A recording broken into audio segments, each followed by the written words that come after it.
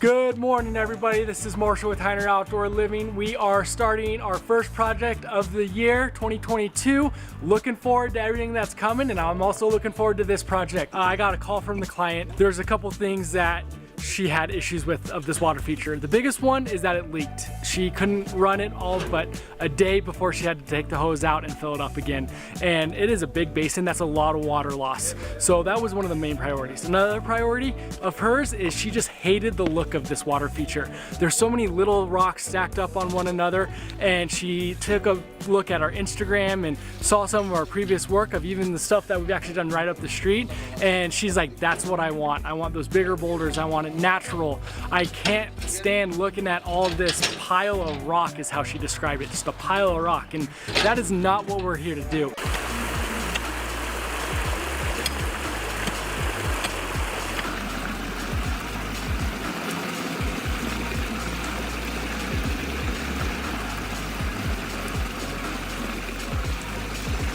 We are the yardists. We take boring, mundane yards and transform them into livable works of art. Our mission? To inspire life outside. And we are back.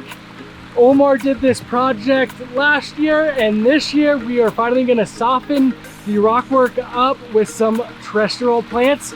Going to throw a couple aquatics in there as well. So in 3 to 5 years, as those plants grow and those aquatics grow, it's really gonna blend the water to the terrestrial, and I'm just excited to come back here because we finished this job sometime last winter where it was snowing, a little bit too cold to add plants in the ground, and now we're back for some plants. It happens all the time where we get a lot of the hardscapes and water features done in the winter, and then now spring's coming, sun's shining, and it's time to get some plants in the ground.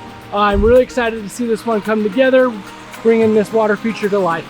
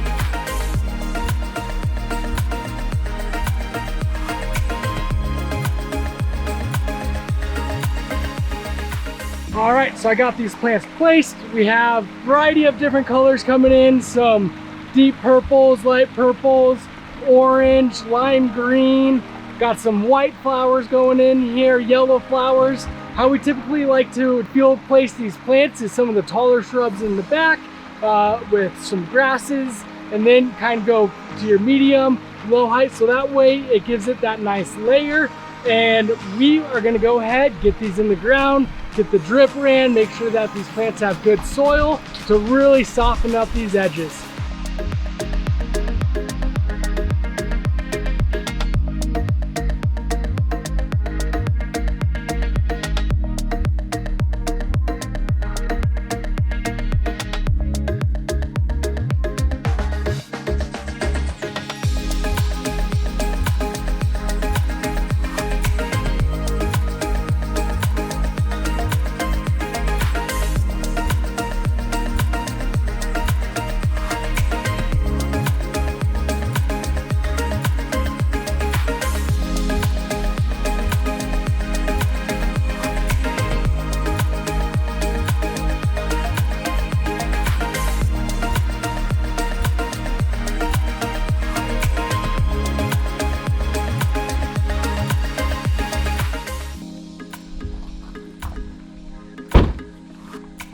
Got the aquatic plants. Let's go ahead and get these in.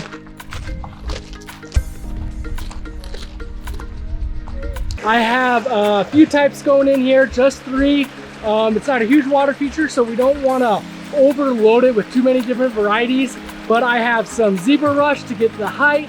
I have a Marshmallow Gold for a nice little margin, medium size, and then I have some pennywort that stays low, will grow over the rocks. So let's go ahead and get this water feature planted real quick with some aquatic marginals. So right here I have the zebra rush.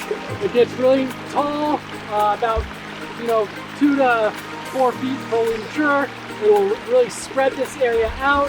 As you can see, we got some bigger rocks here, and we really want to soften this up.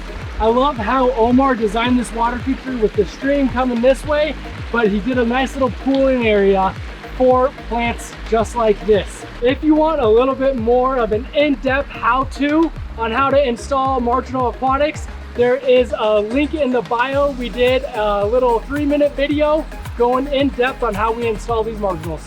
All right, right here we have our Marshmallow Gold. It is an early bloomer with a beautiful yellow flower. It gets about 18 inches tall, really does well on the edges of the stream where it's not going to be too invasive, clumps up real nice. I got a perfect spot for it on the left side of this waterfall. Last but not least, the pennywort. This is going to be really nice in this water feature, as it will over time shoot out these roots and it will spread across this water feature going over the waterfalls, really softening up those edges. As you can see on the outskirts of the terrestrial plants, we have a succulent called Angelina.